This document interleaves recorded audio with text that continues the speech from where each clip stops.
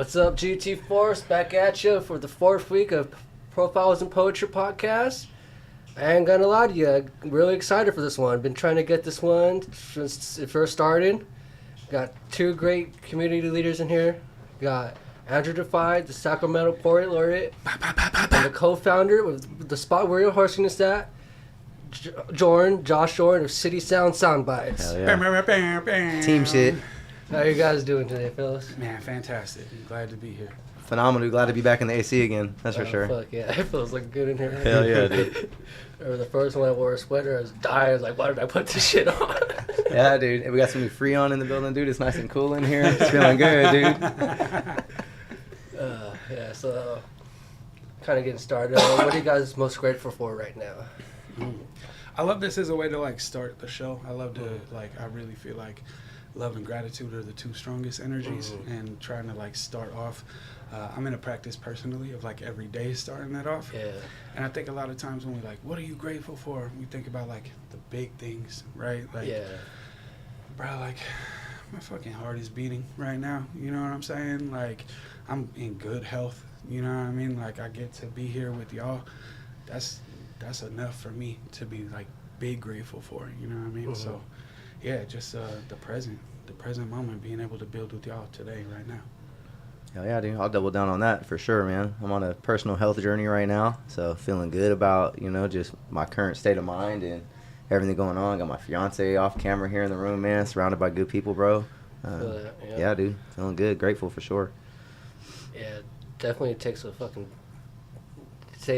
village to raise a child, but wine I've been working for is if it takes a village to raise a child, it fucking takes a militia to build a community. Man, talk that shit, dude. That's right. So, What are you grateful for? I think the most thing I'm most grateful for right now is just this community, and I know you guys both had your own experience of COVID, but I know like COVID, before the start of COVID is when I really started picking up my poetry, and then kind of just fell off, and now it's all picking up again. We're finally got places where you can go to open mic every day of the week, and it's always a different vibe, but there's always safe spaces where poets and artists of any genre can come and be themselves, and I'm grateful for that. Yeah. Nice, yeah. Hell yeah. Yeah. What am I grateful for? What are you Yeah, what are you grateful grateful for? for? The haiku hitman. Haiku hit, man. I'm grateful that my sons are in their final years of college, and they've been enjoying this summer, and we've been watching movies. So That's right. Twisters, was that Long Legs, and I think we're gonna try and check out Cuckoo this weekend. Maybe some Faces of Death coming up. That was a video find that my film partner found, 2 volumes of Faces of Death, if you're familiar, from back in the 80s. Yeah. Okay.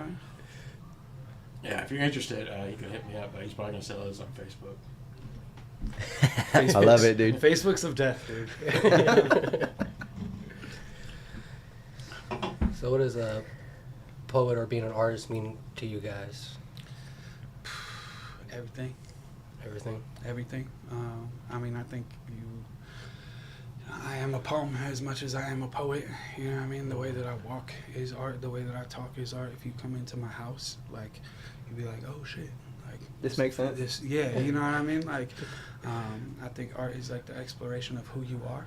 I think the artists are the ones who like dive into themselves to really analyze like who they are. So I think it's a continuous journey into that for sure.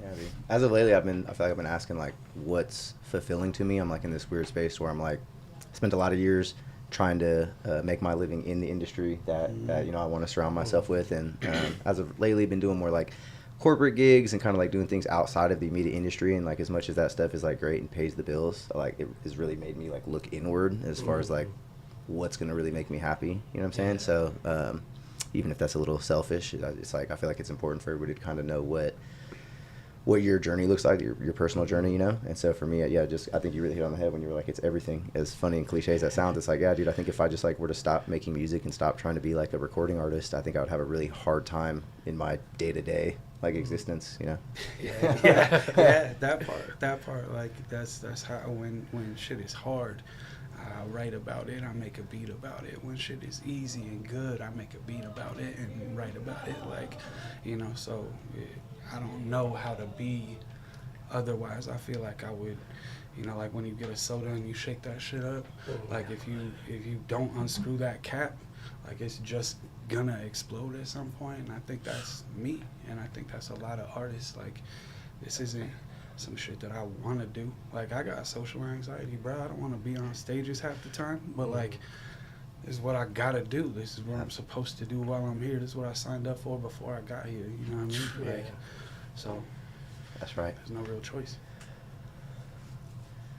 I'm actually glad you said that about the anxiety, because I feel like it's something we all through, and I think I tell everyone that's something you never get over. It's just constantly there. It's just pushing through it. Yeah, dude. A lot of people think that I'm like naturally extroverted, and it's absolutely not the case. You know, like, you go back to like 15-year-old Josh, like very different individual, very quiet. You know, and it's like, yeah, it's something you grow into, and it's still nerve-wracking, right? Hell yeah. Yeah. And I wonder if it's something that you like grow into and then grow out of as well. Like, you know, Josh got, like, I got like 10 years on Josh, right? Like, and I remember like being like, I'm not an extrovert, but now I am, because I'm always on a stage. I'm at the club Friday and Saturday nights. I'm doing, like, I made myself into an extrovert. And I think COVID like hit my reset button. You know what I mean? Where I'm like, oh, yo, I was in my house for 2 years. You know what I mean? I got the special edition immune system. I didn't leave my house. I saw 2 people in person in that time. You know what I mean? So like getting back out to be like extroverted ain't me anymore. You know what I mean? Like, if I still do the things because I love community, right? But like, it's not, it's a chore sometimes. You know what I mean? Like, I got a full-blown therapist. You know what I'm saying? We talk about social anxiety. We talk about like what it is to like deal with some of these things and then still be in these spaces. Because again, I got a love that I'm supposed to like bring to people. You know, so that means me facing down some anxiety. It means me, you know, being bigger than some of that shit sometimes. Yeah. So I know I called you guys community leaders. I really do consider you guys one, but do you guys consider yourself community leaders? Shit, dude. Like, Andrew looked at me. He's like, "Go ahead, bro." You know, I think you asked me today, and I think it's a pretty clear-cut answer. And I think I've just, you know, the answer is yes. And I think it comes with like that sense of responsibility, like you're talking about, to where it's you kind of understand the role that you play. It's definitely not something that I intentionally signed up for. Definitely not something that I was like, I'm gonna go, you know, build a community and lead. Like, absolutely not. You know, it was something that just through building and through, you know, again, selfishly wanting to like be an artist and figuring out kind of how we were gonna navigate those waters, ended up in a space where a lot of people look at me like, how did this, you know, transpire, and how did you get there? And yeah, dude. And here we are in the current day. I guess I'm still kind of trying to figure it out. And I wonder if this is the same for you. I don't know that I was, like, I think I'm a natural leader because I'm not a natural follower. Like, that's more so where that comes from, was like, as soon as people were like, come this way, I was like, I don't know. Why? What's over there? And I think that's part of what ends me up in, like, trying to navigate those waters of being an artist, right? Like, so I wanted to take this serious when my homies, like, everybody had pipe dreams, but nobody wanted to look at the business and how the business was actually run and done, right? So I'm learning the side of like marketing, promotions, booking, any of this, like, so, you know, you continue to like develop your own shit, you know what I'm saying? Yeah. Absolutely, dude. 100% like that. And then everybody comes to you and goes, yo, how did you do that thing? I made a press kit. Yo, can you make me one? Yeah, absolutely. And then you're in that position of like leading. But like, you know, I just didn't want to be stuck. You know what I mean? Yeah, dude. I feel that, yeah. 100%. I started shooting my own videos because I couldn't afford to pay a video man, you know what I mean? Yeah. And then all of a sudden I had this abundance of content out, and everybody's like, dude, how do you roll out your songs? How do you know? I was like, I guess we just shoot a shit ton of video and then push it out. And that was really the beginning of exactly what you're talking about. Like, okay, that became my, you know, established authorities, was like the marketing. It was like, okay, I think I've kind of got a grip on it, even though it's ever changing and it's always, you know, progressing into something else. But that's kind of where I'm at now, is I get a lot of questions of, you know, how do I build my brand? And then I start to realize like that's a big fucking question for someone to be looking at me for the answer. Yeah. And it is like the model ever changing, you know what I mean? But like when you find, you know, I do the same thing with like the OGs where I was like, yo, how did you do that thing over there? Wait, hold up. How did you get on TED? How'd you get signed to the speaker agency? How are you doing $5,000 gigs? You know what I mean? Like tapping in with the OGs the same. That's what community is. You know what I mean? The kid's supposed to be able, when you're 30, the 20-year-old kid's supposed to be able to come to you and be like, hey, yo, I really want to do this thing, but like there's this obstacle in my way. There's all these, because you're supposed to have navigated them already, and you're supposed to share that, right? That's what community is. We just experienced that.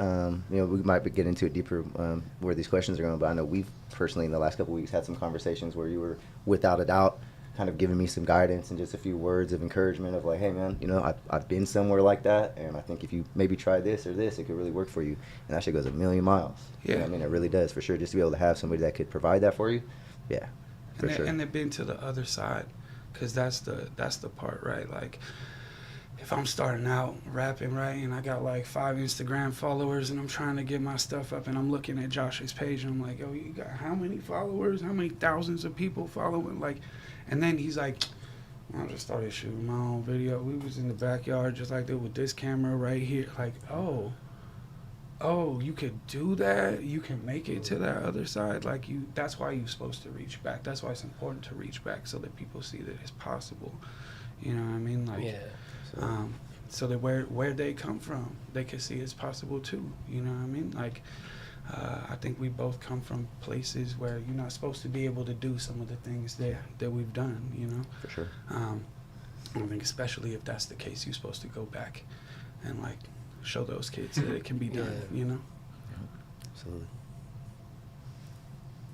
Yeah, I think that's very important. That's probably one of my main goals, is because me and Tony are both from West Sac, and I know we were kind of talking about the Poetry Day meeting, like in West Sac there's not really any opportunities for kids to really go out and express themselves. It's always like you're the fucking genius and you can go fucking to Harvard or go to one of the 4 years right away, because the teachers and the counselors are like, oh, Sac City, that's where every dropout goes. Why do you want to go to Sac City? They're that, or you're fucking good at sports. And then people fall out, they go to the continuation schools, or they even drop out of there and join gangs and all that. I mean, the continuation schools is where the artist is all at, to be real. Like, I graduated continuation school somewhat cum laude, you know what I'm saying? The day of graduation, getting my final credits. And I love to go to those schools now, because that's where usually those kids get kicked out of traditional education because they don't fit, and it's like round peg, square hole, you know what I'm saying? Like, so poetry is one of those ways to be able to go in and find those kids and be like, oh, you don't fit into this education system, that's because it's a system. You know what I'm saying? So to be able to be like, oh, let me teach you Reason. Let me teach you Pro Tools. Let me teach you the MPC. Let me teach you recording. Let me teach you how to rap on beat. You know what I'm saying? Like, those kids will take to it every time. You know what I mean? Like, so it's important in every community, but especially in those spaces where like people are just not fitting in. It's usually because they're artists. You know what I'm saying? Especially in the traditional education system. Most of those kids, you find me a kid who's like struggling with grades, I'll find you a kid that can draw, paint, sculpt, sing, some shit. Creative. So far in your journeys, what would you say has been the most rewarding experiences so far? Or generally just the most rewarding part of it, the journey? For me personally, the gym for creatives, which is, you know, the kind of the way that we branded this building, that was in conversation for like years. Shout out my brother Cheat Code, and we just weren't really sure how to go about it. First, it was an idea of like a warehouse with a whole bunch of like little recording booths that you could do a whole bunch of people in one space, and like trying to figure it out. And at one point, he's like, let's just use the building. Let's just use the building that we have now, and kind of see how it goes. And so we started with just a few rooms and had a really low monthly, you know, admission fee or whatever you want to call it, membership fee, and we've seen a lot of dope shit come out of that. Like people that come in with almost zero knowledge and kind of what I think is expediting the journey that took me a little bit longer. And so I think that's really what's like when I see things like that happen, and I see people like grab on and catch things on that took me a really long time to be able to grasp. That's again super fulfilling and very rewarding to be able to see people do that, for sure. Yeah, fam. I think that's right. I think the real like big fulfillment is in like the community, the other folks. Like it's outside of oneself. You know what I'm saying? Like I could list off 100 dope experiences. You know, Tony's known me for 15 years since we were running around on street corners and shit. Like, you know, like there's been a lot of legendary nights, but all of them had to do with like bigging other people up. My favorite shit is to meet. I love to meet an artist when they just starting, when they small, when they're tight and their shoulders are tight and I love to tell the artist how big that I'm a visionary, fam. I got vision, so I see you where you're gonna be, not where you're at. And so I love to be able to like see an artist and be like, yo, this is next. Like, bro, Hobo Johnson's first performance ever was at my open mic. That's tight, And dude. he played with his piano on his lap, and dude can still barely play the piano. You know what I'm saying? I love you, Frank, and like me and my homie Paul were like, I was like, yo, this is next. This dude is next. Like huge world. Like I immediately, my homie was like, I don't know what the fuck that was, bro. Like I did not mess with that. Like dude has been polarizing from jump, but to watch, to see that from jump and be like, yo, this kid is next. Like to see the potential, and then to be there, you know, at any point along the road. It's not me that does it, right? But I do get to like speak life into him a few times, right? Like there are conversations where I get to be like, nah, you could fucking do that shit, bro. Like if you feel like you can do it, right? Like the same thing with like the Philharmonic. That's the homie, right? Like that's ZFG crew. Right. So to see folks like step into their bigness and see the world recognize them the same way, they're like, bro, I saw you play at Soul Collective for the first time with 10 people in the fucking building, and nobody cared who the fuck you were. I did, because I heard that shit and was like, God damn, this dude is gonna be like in arenas someday. You know what I mean?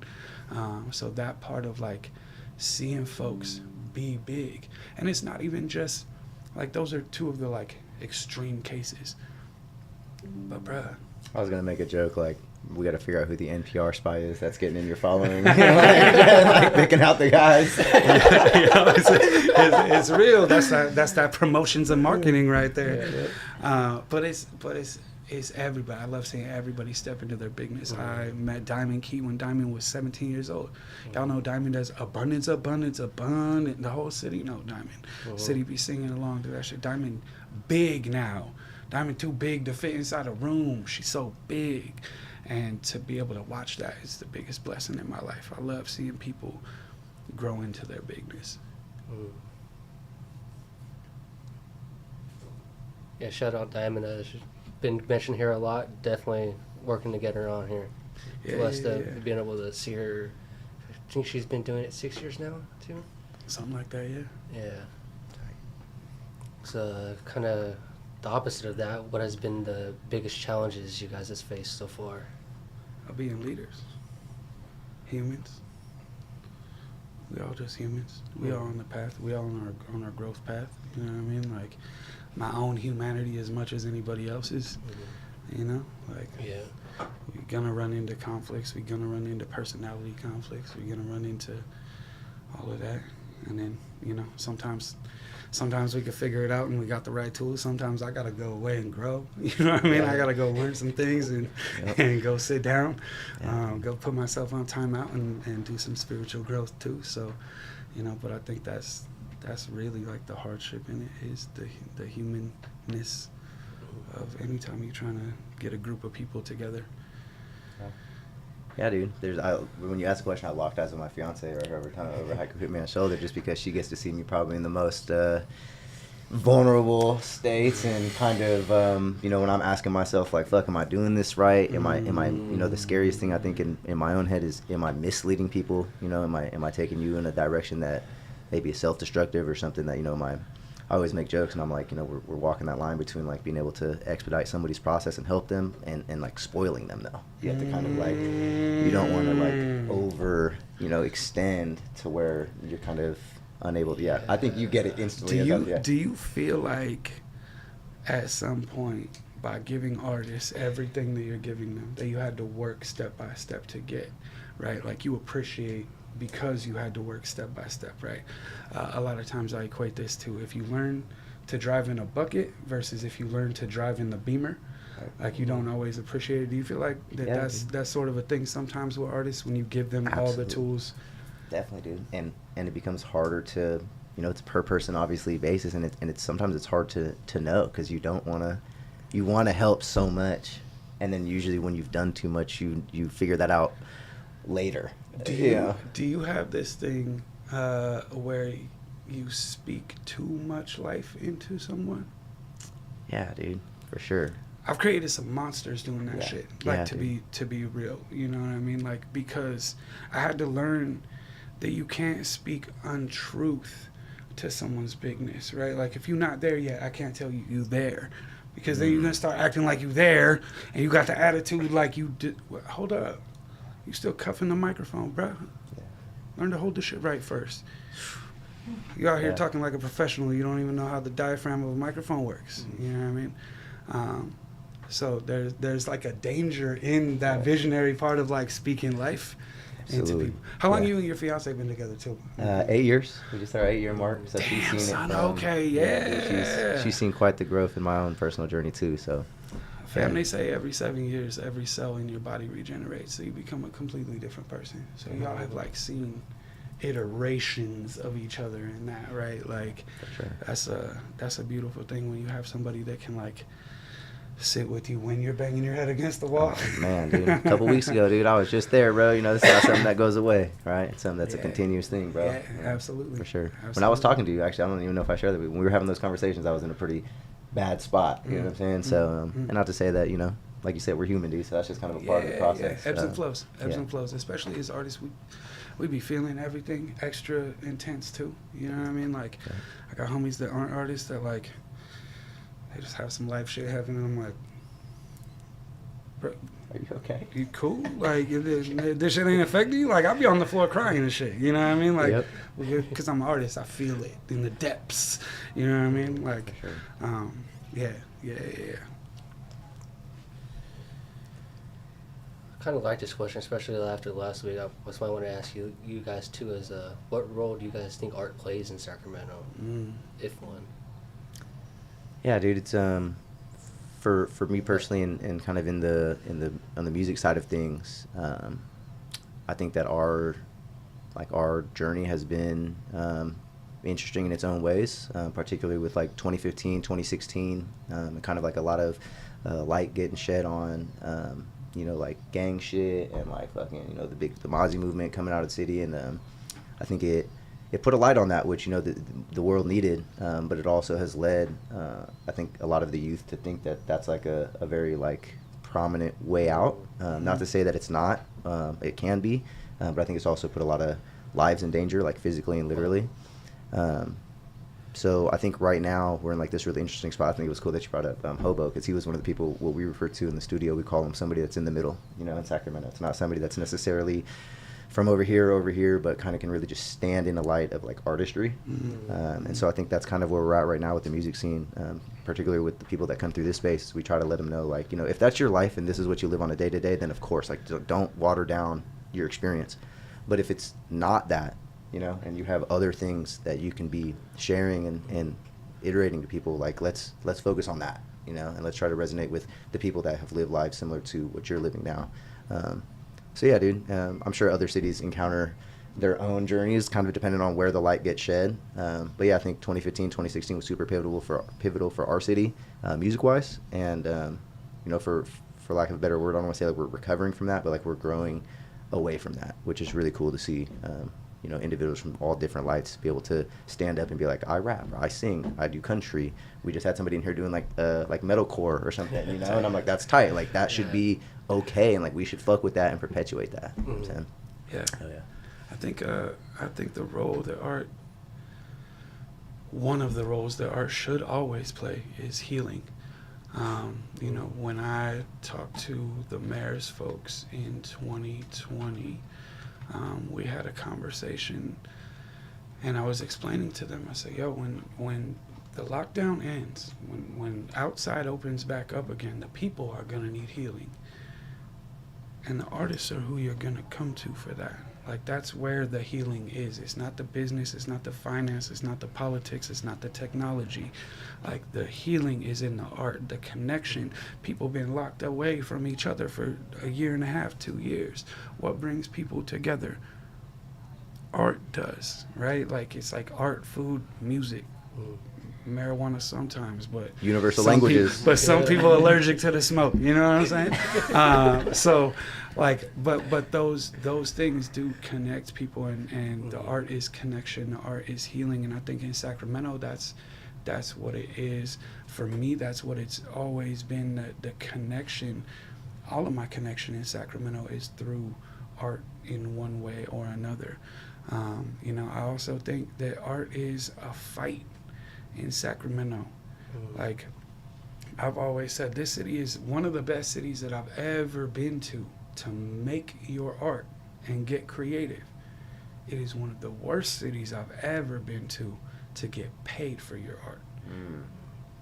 And so this idea of like shifting the culture in Sacramento, you know, and there's a new generation of music, of artists that are creating, that are pushing, and they need to know.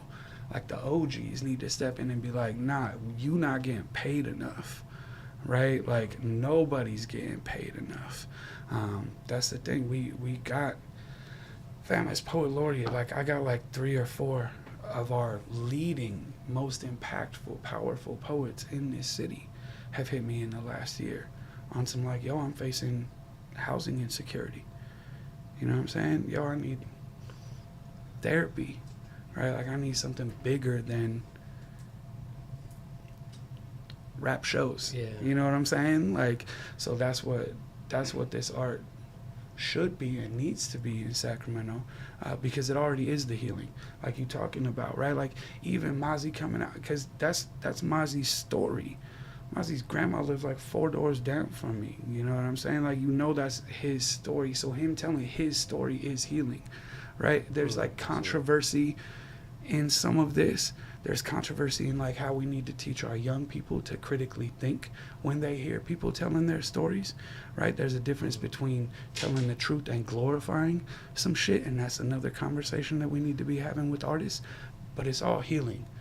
You know what I'm saying? Like, that's the part that, like, you know, being on this like poet side of things, as well as like I come from rap shit, and being able to look at someone like Mozzie and see the positivity that has happened and that has come from this man's music. Like, yeah, it's gang shit, but also we talk about gangs in a whole light that like a lot of times dismisses the origin of the gangs, why the gangs exist, and the culture of the gangs that got disrupted.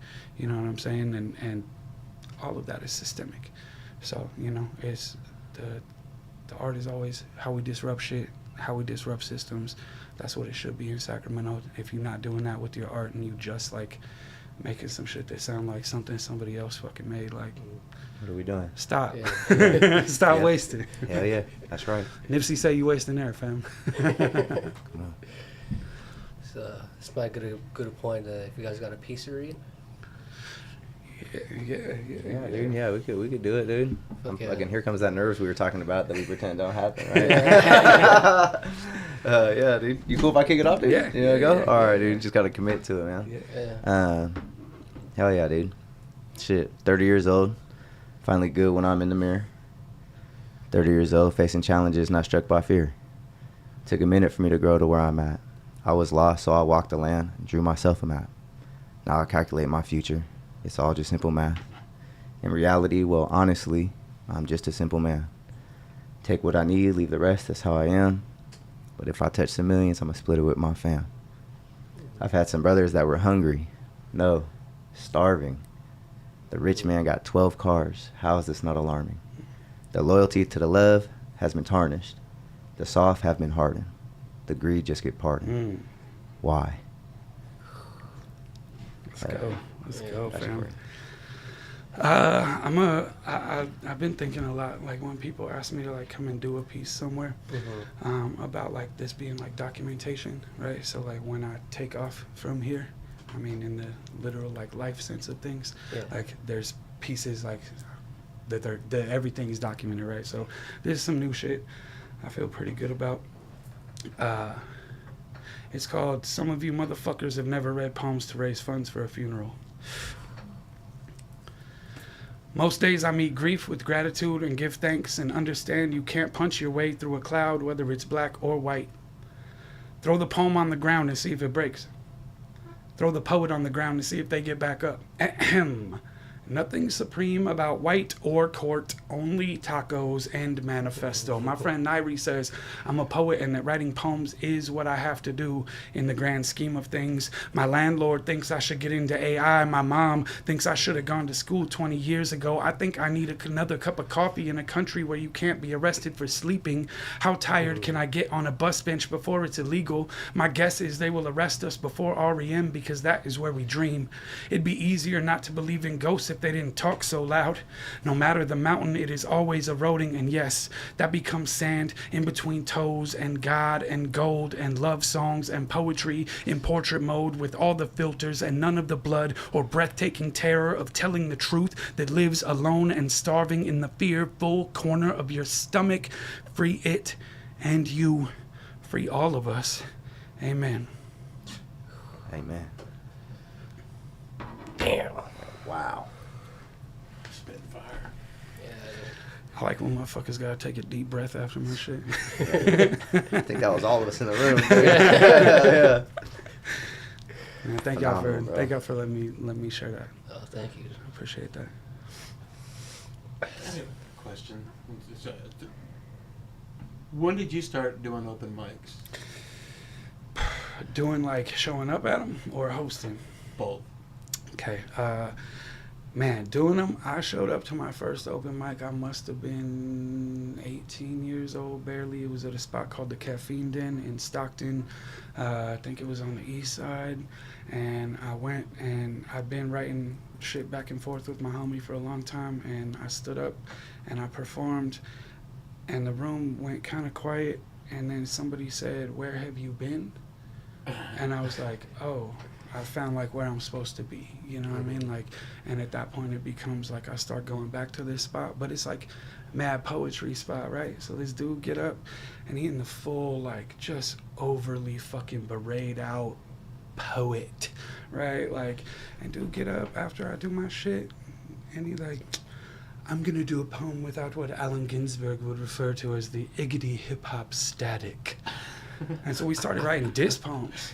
Like, we were just like, fuck this dude, you know what I'm saying? Like, because, again, we from rap shit, you know what I'm saying? Like, you're going to diss me on a microphone, then what's up? You know what I mean? Like, so, yeah, it became like, you know, that was the original workout spot. And then from there, I ended up moving to the city, SF, for some years. And that's where things, like, really kind of take off. But that's where I started performing. And then the hosting the open mic, I mean, I hosted something in Pacifica, but the one you talking about and the one that's like infamous in this fucking city is called Microphone Mondays, and that shit started 2010. I think we started that as Soul Collective.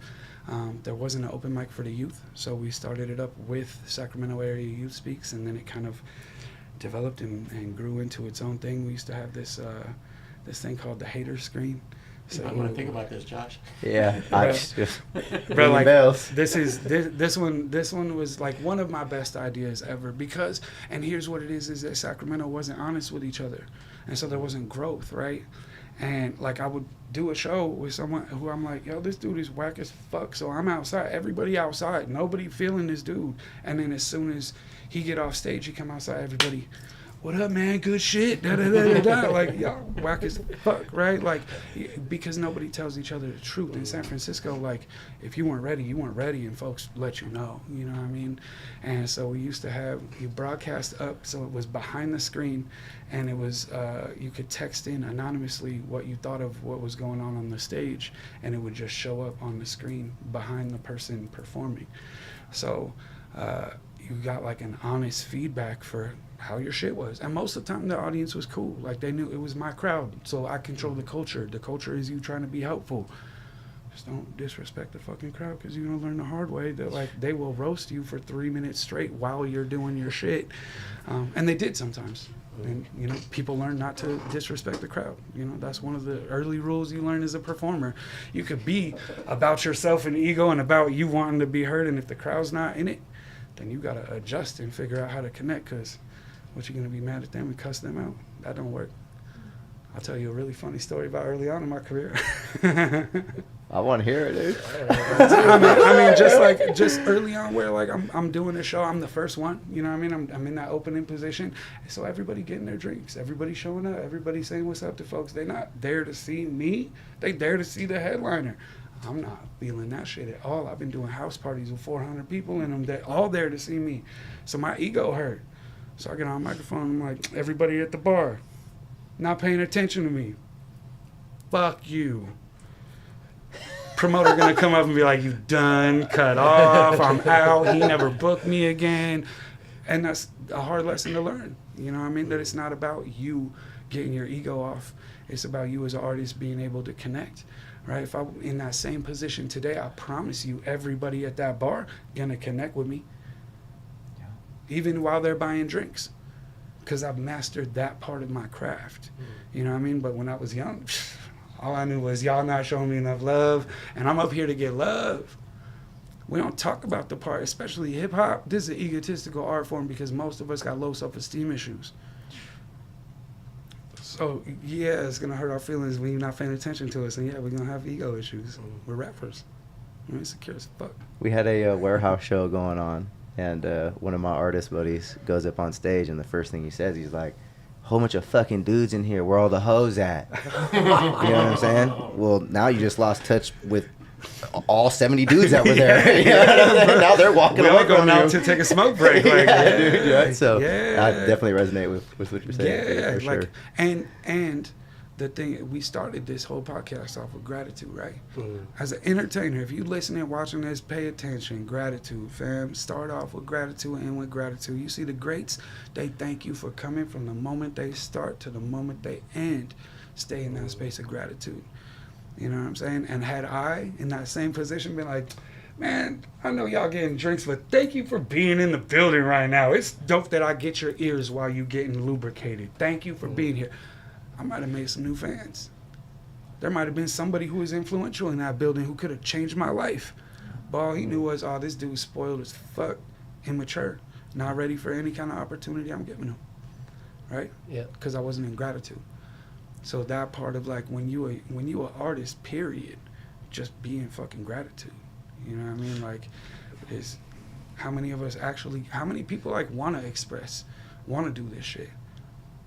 Like, you've been on mics that, like, people want to be on, right? Like, you could touch an open mic, and there are people who their entire lives will be like, damn, I wish I would have fucking gone on one open mic and said that one note that's in my phone. So you already living someone else's dream. Be grateful. You know what I mean? Yeah. How about you, Josh? The open mic scene. I attended my first open mic. I call myself a late bloomer. I was one of those people who had notes in my phone for a lot of years. Big shout out to my brother Jesse. I actually had to go on my whole own little life journey. It wasn't until about 24 years old. There was like an open mic at like a monk temple out here, and we went out to it, my buddy at the time, and that was my first experience on an open mic, and I did terrible, and don't think that I resonated with anybody in the space, but I was super green, and just my artistry, what I was talking about was different than what I'm talking about now. It was just a totally different experience. And fast forward like a year after that, like 25 years old, we started hosting Freestyle Fridays. So it was a little bit expedited for me, but I think it was because of the people that I was surrounded by, that kind of like helped me in that light. And we only started hosting open mics because after Shout out Lyrics Open, which was a huge movement a few years ago. They're now going on to do some really super dope stuff, like in some film industry things and some other stuff. But big part of my coming up was after one of their events, we went back to my house. Shout out Tyrone, who was renting me a very affordable room at the time, and he let us throw a party on his porch. And Jesse, again, same dude, shows up with his PA speaker, and we wrapped outside, and ended up being like 15 people. And Tyrone was like, that shit was cool, but we're not doing that here again. And we ended up going to XL Smoke Shop. Shout out Ryan, XL Smoke Shop. And we were like, hey, this is what we did at the house. You think we could try to replicate it in this smoke shop with $100,000 of glass around us? And he was like, yes, be careful. And so with his blessing, that was the birth of Freestyle Fridays. And so we're year 5, I think, now, 2019 to 20, yeah.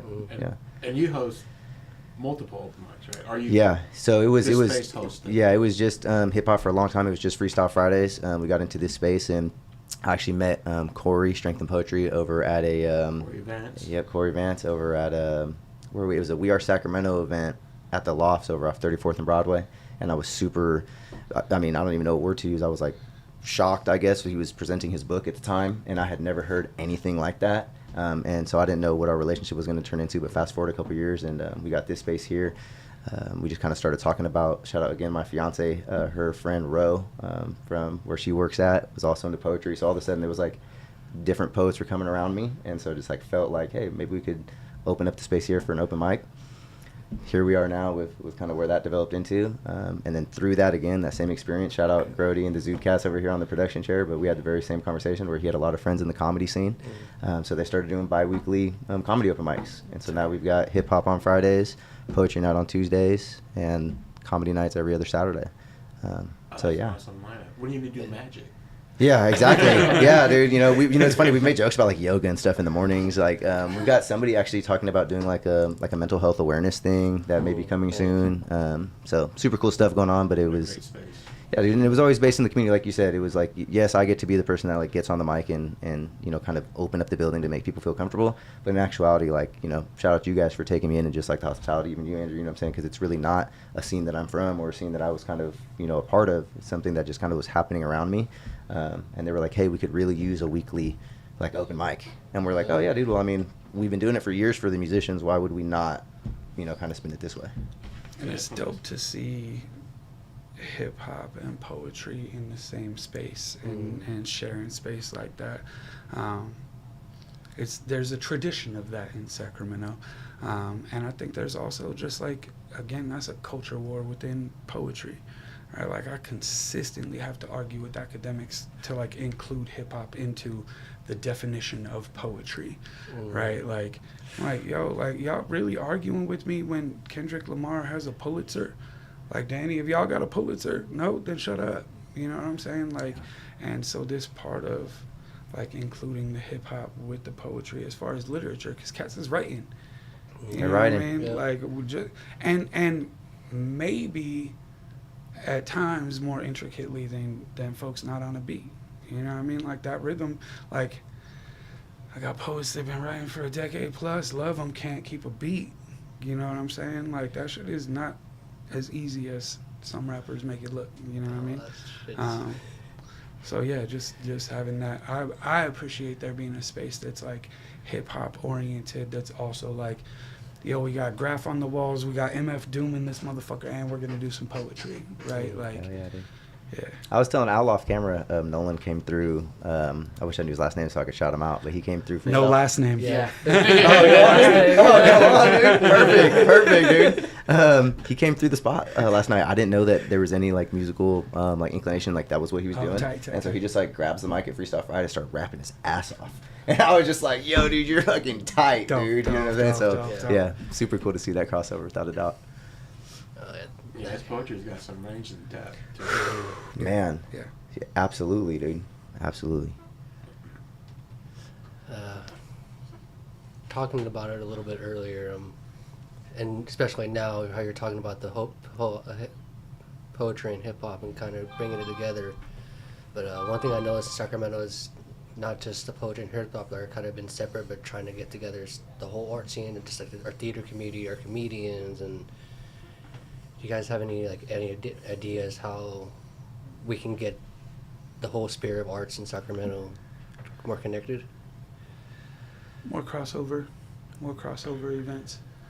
You know, Sacramento tends to stay pretty segregated, and that's like within art forms, within communities, within races. We'll talk about that too. You know what I mean? Like, Sacramento loves to be like the most diverse city, and it's all siloed and segregated. You know what I mean? And that's the same way with like comedy, theater, the arts. But I think there have been some really cool, you know, when we did have that open mic at Microphone Mondays, it was comedy, music, rap. We had a cooking segment. We had fucking air guitar. Like, whatever you do, like, we finna do it, you know? Yeah. And I think there was, you know, like, some of the, like, Kyrie Shabazz, Johnny Taylor, like, some of these guys were just starting out and went on to, like, win Last Comic Standing, and Johnny's, like, signed to a record label, and that's at the same open mic that folks who were making music and rapping got signed to it, because everybody was together. Like, that's the thing. Poets should be watching comedians. If you, like, a performance poet and you're not watching how a comedian works a room and connects with the audience, like, you fucking up. You know what I mean? So we all have so much to learn.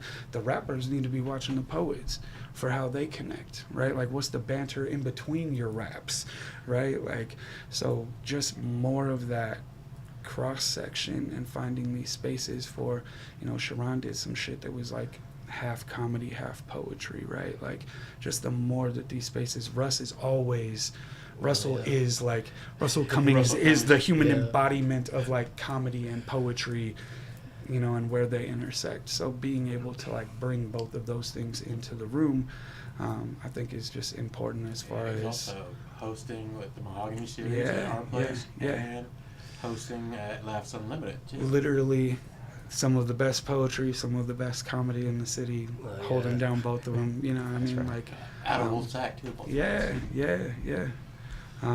So, you know, I think there's just, like, some of that, and there's opportunities for it, you know what I mean? Like, there's, you know, for the artists, like, if you a rapper, who did your album cover? We got tons of local artists, muralists, like, graphics, or whatever kind of artists, you know what I'm saying? Like, so figuring out just how we lean on each other as an ecosystem. Who did your album cover? Big shout out to Adrian Grody, you know what I'm saying? My man back there holding down the ZooCast podcast every single week for the last 150 weeks or something. I stopped counting. Also host of the ZooCast Comedy Night, does my physical art. We got prints and we're getting some CDs made and a whole bunch of shit. So exactly what you're talking about. That ecosystem. Y'all also do clothing production and all sorts of things as well. Yeah, full merch production. Try to anything that you would need to build a brand, we try to provide. You know, so just what you were talking about, especially, I won't get too deep into it, but exactly what you're talking about with, you know, the financial part of it is missing in a lot of it, and so we recognize that the merchandising is like one of the first things that can offset that. Yeah, you know, it's like it's a lot easier. Unfortunately, it's a lot easier to get somebody like your aunt or your cousin to buy a shirt than it is to buy a song, and a lot of that's thanks to Apple Music and Spotify and a whole bunch. It gets deep, you know, the merchandising is something that we try to offer as a part of the brand building. Absolutely. Yeah, absolutely. Big shout out to Big Mike J on the embroidery needle. Oh yeah. Fucking lovely dude. Every time I meet him, just big old dad. What's up, homie? Yeah, dude. Energy undeniable, dude. Yeah. Love him to death for sure.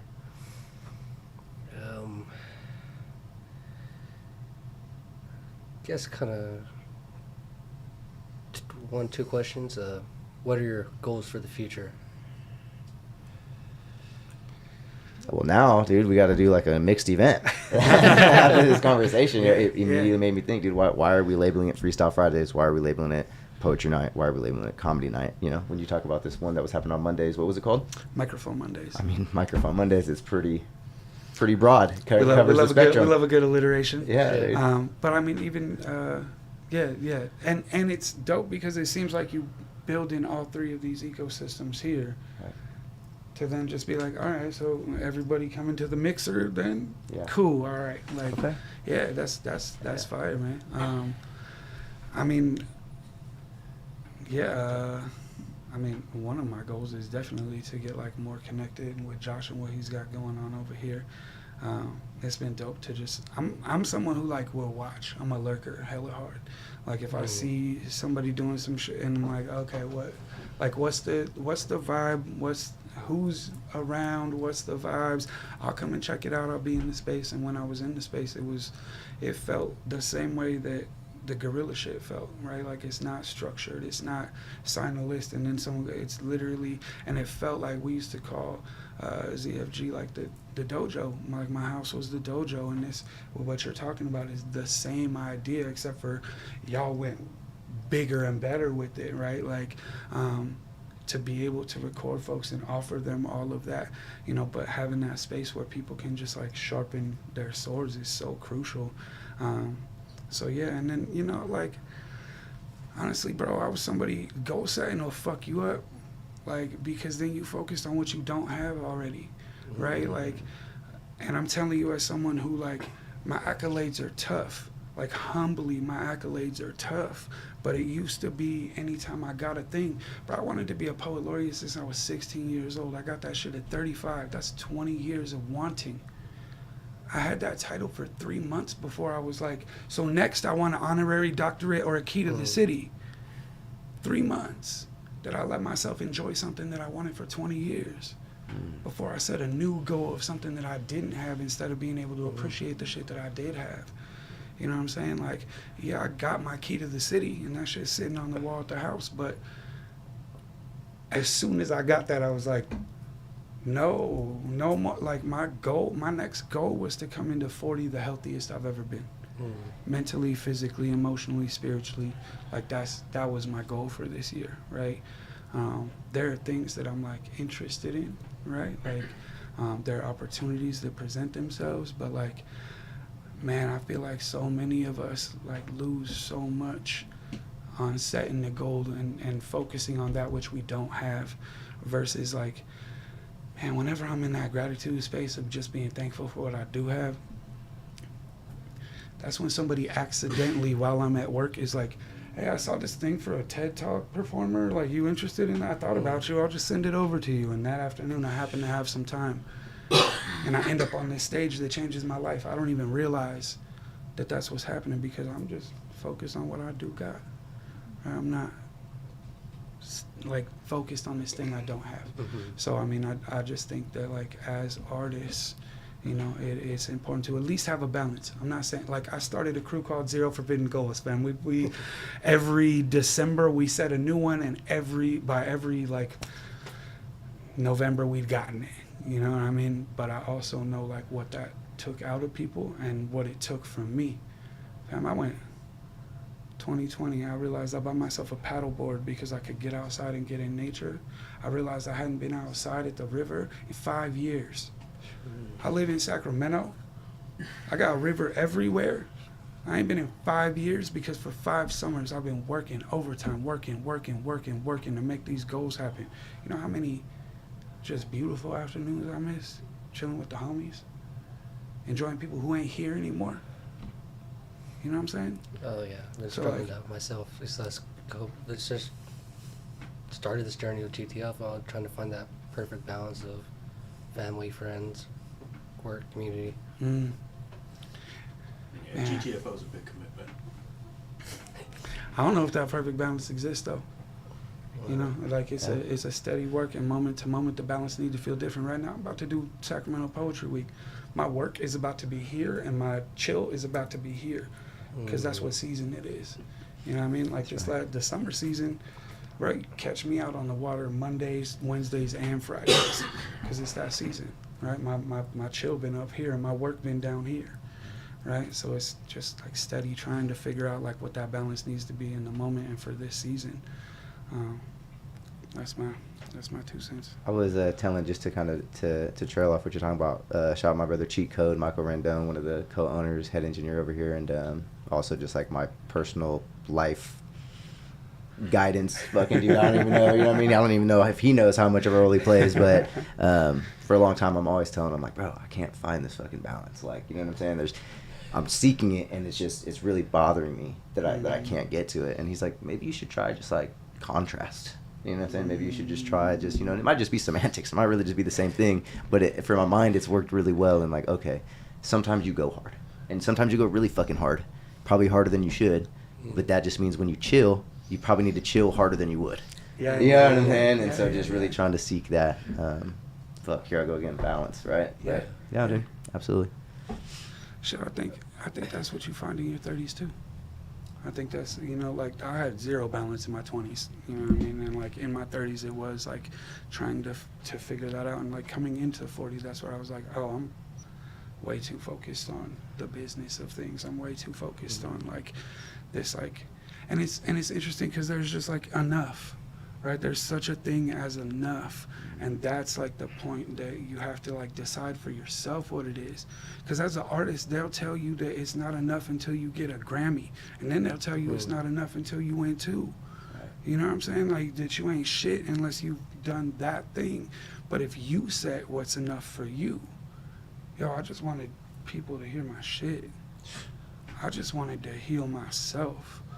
You know what I mean? Everything else is, well, then I got enough. Then I don't need to keep pushing myself to what they told me was enough or what they say is enough or what they say fulfillment is. I got homies who like been chasing somebody else's dream for 20 years, can't figure out why they're not happy. Because you got to figure out what your dream is, what enough is for you, and what you want to do, right? Yeah. So I think that's like the other part for artists is like figuring out what success looks like for you and what enough looks like. Because otherwise you're just always going to be chasing the next fucking dollar, the next number of album sales, the next, like there's always a bigger number. There's always another accomplishment, another award, another something, you know what I mean? Free game, $1 million worth.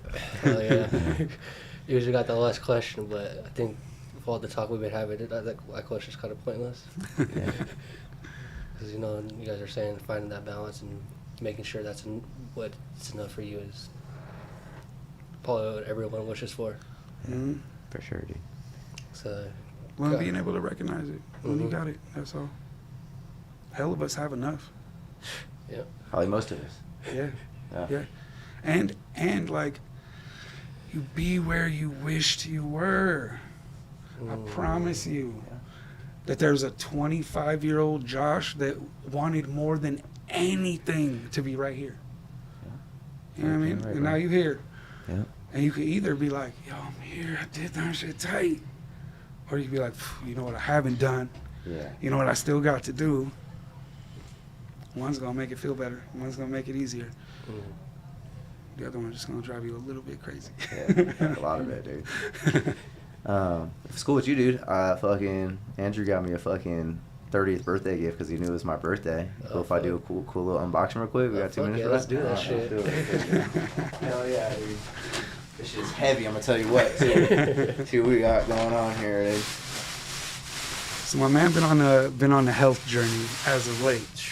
Like hell, dude. Come on, bro. So, Come on, man. When you take unhealthy habits out, you got to put healthy habits in. So this is me paying it forward. So the Spot Soul Collective, I used to work with one of my bosses. Brought me one of these years ago and said, you eat like shit and you need fruits and vegetables in your life. You can eat Taco Bell, but you have to juice in the morning before you do. And it changed everything for me, being able to have that, like, oh, this is an easy way for me to get my fruits and vegetables. A lot of us didn't grow up eating right, didn't grow up knowing how to eat right. You know what I'm saying? All the vegetables in my house growing up, like, came out of cans or the freezer. We didn't know the produce section. Nobody taught me how to make vegetables, you know what I mean? So I have to learn that.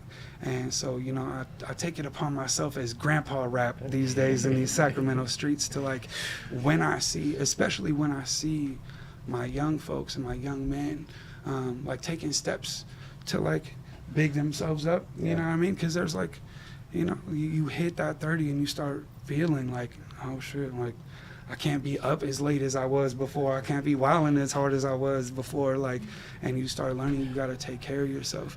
And, you know, part of that is diet, is exercise, is all of that. So, you know, just in just continued health, continued life, fam. Like, yeah, I Thank see you, you bro. making these like changes. Yeah, I love you for it, bro. Yeah, man. The just- Instagram story he replied to was me going on this fucking banter about how I was just working my ass off and who's fucking with my work ethic and woo. And then at the end, I was like, but I had to eat Taco Bell twice today. And he kind of just stripped back everything in the fucking post. And he just shot me to me. He's like, yeah, that shit's cool. But 2 Taco Bells in a day, not cool. You know, and then I he love said, Taco Bell, yeah. fam. Then you're like, you can actually do it if you want, but at least get some veggies and fruit in you in the morning. So man. here we are, bro, in the actual physical. You know what I'm saying? We're starting tomorrow, babe. You're here to mark the words. Dope. And I'll get y'all the recipes, you know what I mean? Well, we can start off with something that tastes good. I want to get y'all started on my green juice, because my green juice be green as fuck. But just on some real shit, as artists, like, it's so important that we are what you put in, you know what I mean? Like, is what you get out. So us continuing to learn these healing processes and the health practices of this shit, you know what I mean? Like, you were at the Poetry Week meeting, so you were there when we were talking about mental health, right? And like, just on all fronts, right? Like, yo, if everybody that come into this building is coming to my man's for advice, for energy, for empathy, for love, you know what I'm saying? Then my man gotta be full. And he can't be full of fucking Taco Bell. You know what I'm saying? Like, that's empty ass calories. So like, we have to make sure as a community that we taking care of those who taking care of us. You know what I mean? Like, that's the part of like, yo, if you're an activist and you show up to a protest, go find the person who organized it and find out how they take their coffee. And the next time you show up with some coffee, because that person might not have got to stop in the morning. You know what I'm saying? Like, and that shit goes so far. So, you know, this is just, again, I went from being Uncle Rap to Grandpa Rap last year. So this is like me doing what I'm supposed to in the community and just making sure that folks is good and that the leaders that I see building up are healthy. Shout out Jacob of the Lab Rats, got hit with a fucking NutriBullet for Christmas too. That's right, dude. Shout out, bro. We've been trying to link it for a while too, man. Shout out, bro, for sure. I just got called Uncle yesterday too. Funny enough. So yeah. Welcome to it, G. Welcome to it. Yeah, it's real. Look at him. Fucking great stuff today, guys. Fucking, I learned a lot. I hope people come back and learn a lot. And yeah, thank you guys so much. This was fun. We're really looking forward to this. Yeah, dude. Appreciate your life, brother. Thank you for the opportunity, for sure. Yeah, same. Yeah, thanks, fellas. Yeah, dude. Yeah. So before we get out of here, just a couple of reminders. GTFO, close the submissions. We're planning for the Halloween party in October. More importantly, August 31st, we're doing a benefit show, Words for Winter. Say word. I'll be on that. Yeah, Andrew's gonna be on that. Trying to help Winter and her son Aiden help get the resources they needed for housing, because they've been struggling since 3-4 months. It sounds like when they first came on this podcast, and whatever you can donate helps, but if you can buy a ticket, they're $25. It's gonna be at the Poetry Center, 7 to 9, I believe. And yeah, see you everyone.